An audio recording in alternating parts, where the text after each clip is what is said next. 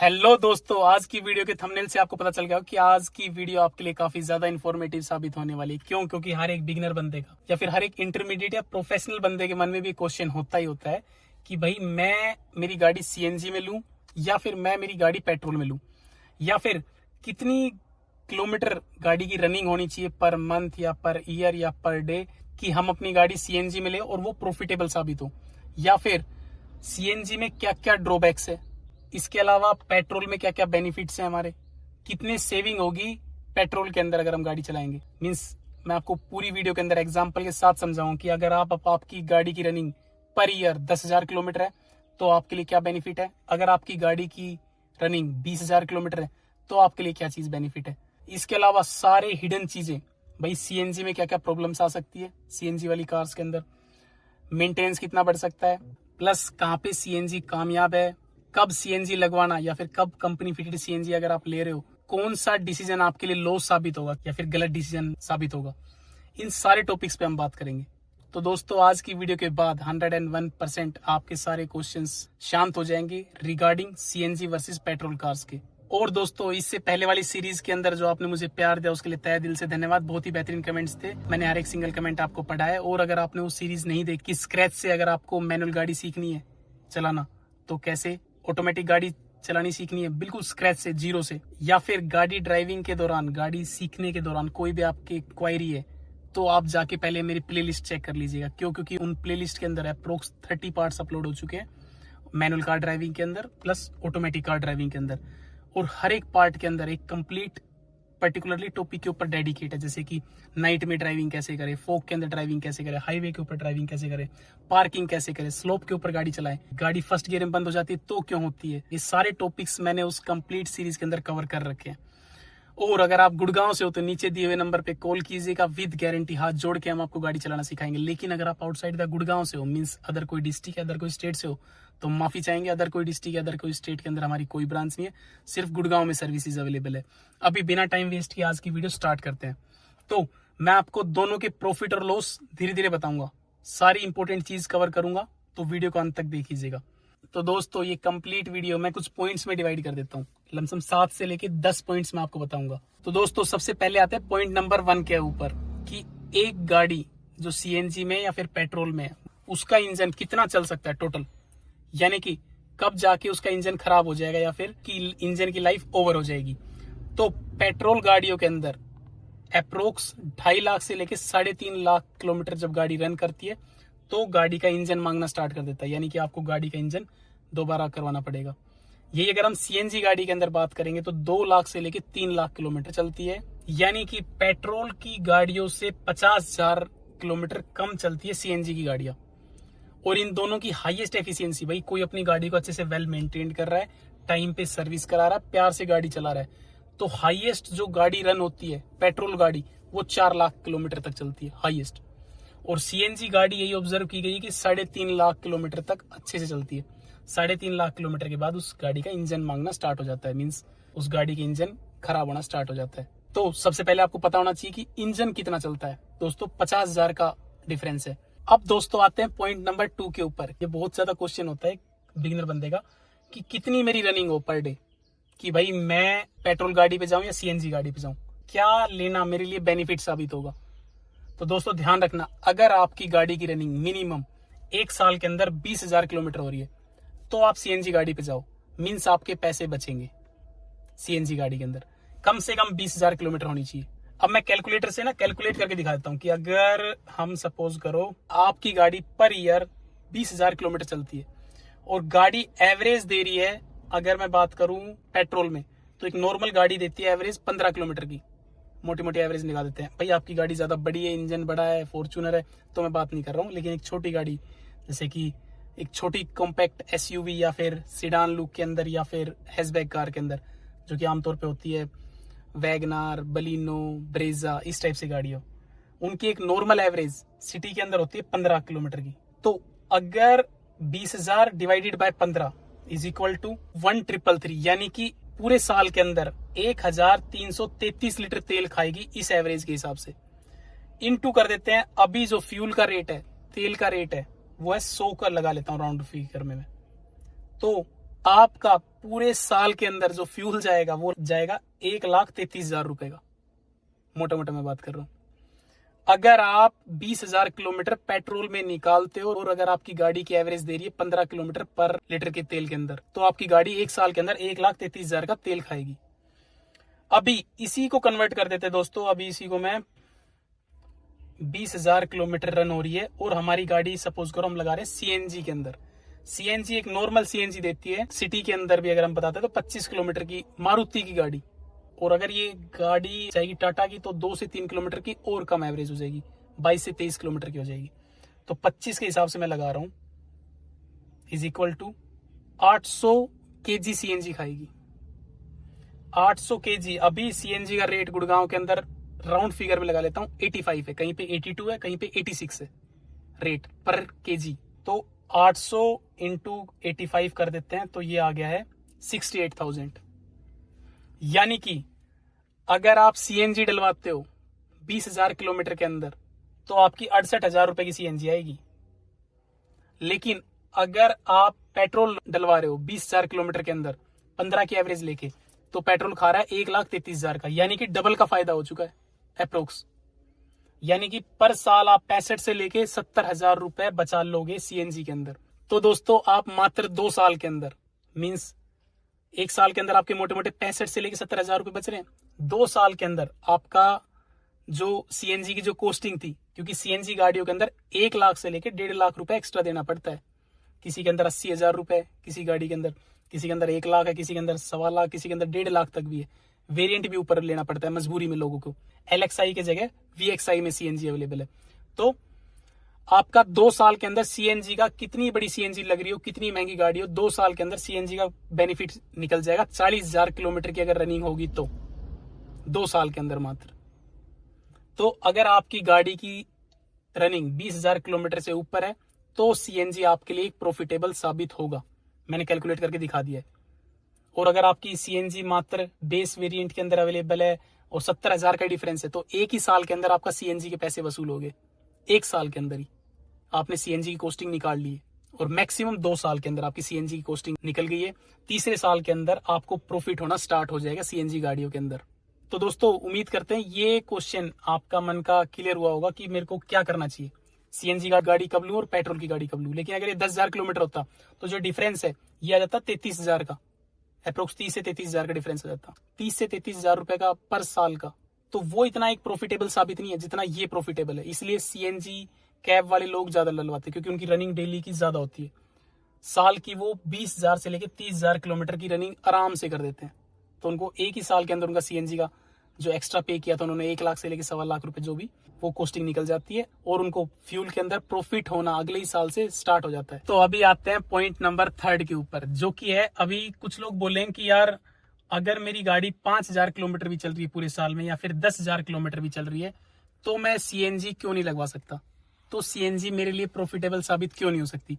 भाई 10,000 किलोमीटर के हिसाब से मोटे मोटे 30,000 रुपए बच रहे हैं, तो 30,000 भी तो प्रॉफिट तो हो रहा है ना, मेरे को बच तो रहे हैं ना, तो मैं कुछ तो बचाऊं अपने पैसे। इस टाइप से उनके आंसर्स होते हैं। तो ध्यान रखना दोस्तों, 1 लाख रुपए मैं एक नॉर्मल डिफरेंस मान के चल रहा हूं सीएनजी प्लस पेट्रोल गाड़ी के अंदर। अगर आपने 1 लाख रुपए भी एक्स्ट्रा पे करे कंपनी को, और उसके बाद अगर आपकी रनिंग 5,000 से लेकर 10,000 किलोमीटर है पूरे साल में, 30,000 रुपए जो आपने प्रॉफिट किए हैं, उसके जगह आप इस नजरिए से सोचो कि अगर आप वो 1 लाख रुपए किसी को 2 रुपए के हिसाब से ब्याज पे दे देते, तो 2,000 रुपए तो महीने का ब्याज आ जाता, इंटरेस्ट आ जाता। मींस एक साल के अंदर 24,000 रुपए तो ब्याज के बन जाते हैं 1 लाख रुपए पे। 2 रुपए सैकड़ा के हिसाब से ब्याज बता रहा हूँ, 2 रुपए के हिसाब से इंटरेस्ट बता रहा हूँ मैं आपको। तो 24,000 का तो यहाँ डिफरेंस हो जाता है। और अगर आप सेफेस्ट साइड जाके मान लेते हो कि 2 के जगह 1 रुपए का भी डिफरेंस आ रहा है, 1 रुपए पे ब्याज का पैसा आ जा रहा है, तो साल के 12,000 रुपए बन जाते हैं। वो भी एक बहुत बड़ी अमाउंट है। आपको वो पैसा कहीं से रिटर्न वापस दे रहा है, तो अपना पैसा वहां पे इन्वेस्ट करना उस केस के अंदर ज्यादा बेनिफिट रहेगी। उसके अलावा पेट्रोल गाड़ी के अंदर आपने वो सिरदर्दी भी नहीं ली कि भाई लाइन में लगना है या फिर थोड़ी मेंटेनेंस एक्स्ट्रा रहती है, तो कहीं ना कहीं वो कॉस्टिंग निकल के आ जाती है 10,000 के अंदर अगर आपकी गाड़ी रन हो रही है पेट्रोल के अंदर। तो दोस्तों आपको उस केस के अंदर ही आपकी सीएनजी बेनिफिट रहेगी 20,000 किलोमीटर से अगर आपकी गाड़ी ईयरली रन कर रही है। तो 20,000 से नीचे 10,000 है तो इतना फायदा नहीं होगा, लॉन्ग लास्टिंग होगा। इसके अलावा आपके कॉन्स मैंने ड्रॉबैक्स बता देता हूँ। आपको लाइन में लगनी पड़ेगी सीएनजी में, आपका मेंटेनेंस बढ़ जाएगा, आपकी गाड़ी की रीसेल वैल्यू घट जाएगी। पेट्रोल गाड़ी की रीसेल वैल्यू ज़्यादा होती है एज कम्पेयर टू सीएनजी गाड़ियों की, तो कहीं ना कहीं हमारे लिए वो प्रॉफिटेबल साबित नहीं होगा। ये पॉइंट नंबर 3 में मैंने आपको इन डिटेल बताया कि 2 रुपए सैकड़े के हिसाब से अगर आप ब्याज पे दे देते हो पैसा, तो वो पैसा भी 24,000 रुपए पर ईयर आपको दे देगा, 1,00,000 रुपए इंटरेस्ट के। प्लस हमारी गाड़ी की रीसेल वैल्यू भी ठीक रहेगी, उस केस के अंदर बेनिफिटेड नहीं रहेगी। दोस्तों अभी आते हैं पॉइंट नंबर 4 के अंदर। वीडियो के अंदर अंत तक बने रहिएगा, हर एक पॉइंट के अंदर मैं आपको डिटेल में बताता जाऊंगा, प्लस आपको मजा आता जाएगा और आपको हिडन ट्रूथ बताऊंगा, छुपा हुआ ट्रूथ सीएनजी वर्सेस पेट्रोल गाड़ियों का। पॉइंट नंबर 4 के अंदर आते हैं। अभी पॉइंट नंबर 4 है आरपीएम। अगर आपको आपकी गाड़ी का टॉर्क या आरपीएम मींस आपको आपकी गाड़ी का पिकअप हाई चाहिए, या फिर आपको आपकी गाड़ी का टॉर्क ज्यादा चाहिए, कि टॉर्क क्या होता है कि आपकी गाड़ी कितनी जल्दी हाईएस्ट स्पीड के अंदर अचीव कर सकती है। भाई अभी 2 किलोमीटर पर आवर की स्पीड में चल रही है और कितनी जल्दी 100 किलोमीटर पर आवर की स्पीड को अचीव कर सकती है, तो ये सारा टॉर्क पे होता है। तो टॉर्क और जो आरपीएम होता है वो हमेशा पेट्रोल गाड़ी का अच्छा होता है, ध्यान रखना। तो अगर आप उस टाइप के ड्राइवर हो कि आपको थोड़ा सा जल्दी में रहते हो, आपको थोड़ा सा रफली ड्राइविंग करनी है, जो कि मैं तो सजेस्ट नहीं करता हूँ, या फिर 80, 90, 100 से ऊपर आपकी गाड़ी चलती है और जल्दी जाना होता है आपको, तो आपके लिए सीएनजी गाड़ी नहीं है। प्लस दोस्तों याद रखना आरपीएम और टॉर्क कम रहता है सीएनजी गाड़ी का। तो सीएनजी गाड़ी उनके लिए जो पीसफुली गाड़ी चलाना चाहते हैं, जो मैक्सिमम 80 से लेके 100 के ऊपर गाड़ी भगाना नहीं चाहते, या फिर उसकी गाड़ी 10 किलोमीटर पर आवर की स्पीड में चल रही है और उसको अगर गाड़ी की स्पीड चाहिए 100 किलोमीटर पर आवर, तो वो गाड़ी आराम से 10 सेकंड, 20 सेकंड, 30 सेकंड, 40 सेकंड लगा के भी अगर 100 किलोमीटर पर आवर की स्पीड अचीव कर रही है तो उसके लिए कोई बड़ी बात नहीं है, उसके पास टाइम है, वो पीसफुली गाड़ी चला सकता है। अगर आप इस टाइप के ड्राइवर हो तो आपके लिए सीएनजी गाड़ी है। लेकिन अगर आप इस टाइप के बंदे हो कि आपको टॉर्क ज्यादा चाहिए, रफली गाड़ी चलानी है, थोड़ा लेफ्ट कट मारोगे, आप राइट कट मारोगे, या फिर थोड़ा सा रबिश गाड़ी चलाओगे, जो कि मैं सजेस्ट नहीं करता हूं, अगर आप इस टाइप के बंदे हो तो ध्यान रखना सीएनजी वाली गाड़ी टाइम लेती है, सीएनजी वाली गाड़ी का टॉर्क कम होता है, पिकअप कम होता है, आरपीएम कम होता है एज कम्पेयर टू पेट्रोल वाली गाड़ी के।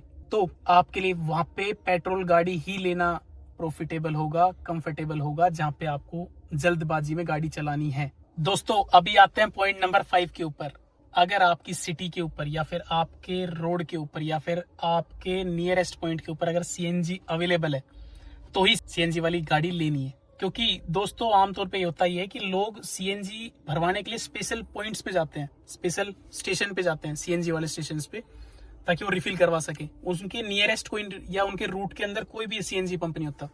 तो बेवकूफी होगी अगर आप स्पेशली सीएनजी डलवाने जाते हो, तो मीन्स आप 5, 7, 10 किलोमीटर डेली वेस्ट कर रहे हो, तो वो बेवकूफी होगी, आपको कंफर्टेबल नहीं रहेगा। इसी पॉइंट के अंदर सीएनजी भरवाने के दौरान याद रखना आपके पास 5 मिनट से लेके और लमसम 30 मिनट तक लग जाती है हाईएस्ट। तो ध्यान रखना हर बार आप अगर सीएनजी डलवाओगे, खाली लाइन है, सीएनजी जाती डलवानी और आने, तब भी 4 से 5 मिनट लग जाती है। और अगर एक आपको अच्छी खासी सीएनजी में लाइन में लगना पड़ा तो आपका आधा घंटा वेस्ट हो जाता है। तो ध्यान रखना उतना टाइम आपके पास हो तभी आप सीएनजी वाली गाड़ी लो। ये ना हो कि आपके पास टाइम की डेफिशिएंसी है, मीन्स टाइम आपके पास है नहीं और आपने सीएनजी वाली गाड़ी ले ली और आप चलाए जा रहे हो पेट्रोल के अंदर ही, कि यार सीएनजी डलवाने का टाइम ही नहीं है। तो अगर आप सीएनजी वाली गाड़ी ले रहे हो तो आपको दोनों जिम्मेदारी उठानी पड़ेगी कि आपको सीएनजी डलवाने के लिए अलग से एक टाइम निकालना पड़ेगा, या फिर सीएनजी आपके रूट में ही पड़ती हो। ये ना हो कि आप स्पेशली सीएनजी के लिए जा रहे हो। देखो जी, टाइम प्रीशियस होता है, टाइम सभी का बहुत ज्यादा कीमती होता है, तो टाइम को सही जगह यूटिलाइज करना है। तो अगर आपकी अच्छी खासी रनिंग है, आपके अच्छे खासे पैसे बच रहे हैं, तो ही आप सीएनजी पे जाना है हमें। ये नहीं कि हमारी कम रनिंग है और हम सीएनजी भरवाने के लिए स्पेशली जा रहे हैं फिर आ रहे हैं, तो उसके अंदर अगर आप आउटपुट देखोगे तो आपने टाइम ज्यादा वेस्ट कर दिया होगा, वो टाइम जो कि बहुत ही ज्यादा प्रीशियस था, जिसको हम कई जगह यूज कर सकते थे। तो पॉइंट नंबर 5 में कहने का मतलब 2 पॉइंट है मैंने आपको बताया। एक तो आपके रास्ते के अंदर, आपके रूट के अंदर सीएनजी पड़नी चाहिए, आपके नियर सीएनजी पंप होना चाहिए, प्लस सीएनजी पंप से सीएनजी डलवाने के लिए आपके पास टाइम होना चाहिए। ये ना हो कि आपको सीएनजी में लाइन में लगना इरिटेट कर दे और आप फिर बाद में आप पछताओ कि भाई मैंने सीएनजी गाड़ी गलत ले ली। ये पहले ही आपको कैलकुलेट करके चलना ये चीजें। दोस्तों अभी आते हैं पॉइंट नंबर 6 के अंदर। आपकी रीसेल वैल्यू गाड़ी की कम हो जाती है सीएनजी की। आपको पता भी होगा, शायद नहीं पता है, मैं बता देता हूँ। कितनी कम होती है ये भी मैं आपको बताता हूँ। 10 से लेके 20% गाड़ी की कीमत के ऊपर फर्क पड़ता है अगर आप सीएनजी वाली गाड़ी रीसेल करते हो तो। सीएनजी वाली गाड़ी के बायर काफी कम मिलते हैं। क्यों? क्योंकि लोगों को पता है अगर सीएनजी गाड़ी ले रखी है तो उसने अच्छी खासी रनिंग करी होगी, अच्छी खासी रनिंग वाली गाड़ी हमें चाहिए ही नहीं, या फिर सीएनजी गाड़ी इसने रफली चलाई होगी, या फिर और भी मल्टीपल चीजें होते हैं जो वो एक्सक्यूजेस निकालते हैं। तो ध्यान रखना, अगर आपको गाड़ी लेके ही तुरंत बेचने का प्लान आता है भाई 2 4 5 7 सालों के अंदर, तो ध्यान रखना सीएनजी की गाड़ी की रीसेल वैल्यू कम होती है, पेट्रोल की गाड़ी की रीसेल वैल्यू अच्छी मिल जाती है आपको जब भी आप गाड़ी बेचोगे। इसके अलावा आते हैं पॉइंट नंबर 7 के ऊपर, जो कि है बूट स्पेस। आपकी गाड़ी के अंदर अगर सीएनजी लग जाती है पीछे तो आपकी गाड़ी की जो डिक्की का जो बूट स्पेस होता है, डिक्की का जो जगह होती है वो कम हो जाती है। तो दोस्तों अगर आप उस टाइप के बंदे हो जो कि ट्रैवल करते हैं बार बार, जिनको बूट स्पेस यूज करना है ज्यादा, तो ध्यान रखना आपको फिर आपके लिए सीएनजी गाड़ी नहीं बनी है, आपकी डिग्गी में जगह कम हो जाएगी। ये चीज आपको पता होनी चाहिए कि भाई हमारी गाड़ी के अंदर सीएनजी लगी हुई है और सीएनजी की गाड़ी के अंदर बूट स्पेस कम होता है, तो आपका सामान थोड़ा कम आ पाएगा। ये इतना मेजर पॉइंट तो नहीं है, लेकिन फिर भी ये पॉइंट मेंशन करता है। अभी आते हैं पॉइंट नंबर 8 के ऊपर, मेंटेनेंस। कितना मेंटेनेंस बढ़ेगा? मैं सर्विस कराने जा रहा हूं तो सीएनजी वर्सेस अगर मैं पेट्रोल की गाड़ी की बात करूं तो कितना डिफरेंस आएगा? तो ध्यान रखना दोस्तों, 1000 रुपए मैक्सिमम हर सर्विस के साथ सीएनजी वाली गाड़ी मांगती है। मीन्स अगर आपकी गाड़ी 10,000 से लेकर 20,000 किलोमीटर साल की रनिंग दे रही है तो आपको मैक्सिमम 1000 से लेकर 2,000 रुपए का डिफरेंस आएगा। तो मेंटेनेंस मायने नहीं रखता है, मेंटेनेंस बहुत कम होता है। हाँ, पेट्रोल की गाड़ी से हल्का से ज्यादा होता है क्योंकि थोड़े से कंपोनेंट एक्स्ट्रा फिट है गाड़ी के अंदर, नो डाउट, लेकिन कहीं ना कहीं वो डिफरेंस बहुत कम है, सिमिलर है। तो इतना मेजर नहीं है ये पॉइंट कि जिससे कि हम सेलेक्ट करें कि मेंटेनेंस के ऊपर हम जाके सेलेक्ट करें कि सीएनजी वाली गाड़ी लेना है या पेट्रोल वाली गाड़ी लेना है। तो ये 8 पॉइंट्स मैंने इस कंप्लीट वीडियो के अंदर बताए। तो दोस्तों उम्मीद करते हैं कि इन 8 पॉइंट्स के ऊपर आपका डिसीजन क्लियर हो गया होगा कि भाई हमें क्या लेना है। मोटे मोटे तो 2 ही पॉइंट्स है भाई। पहला पॉइंट है लोगों का कि हमारी कितनी रनिंग हो, दूसरा पॉइंट है कि गाड़ी की एज कितनी होती है, गाड़ी कितने टाइम में इंजन मांग जाएगी।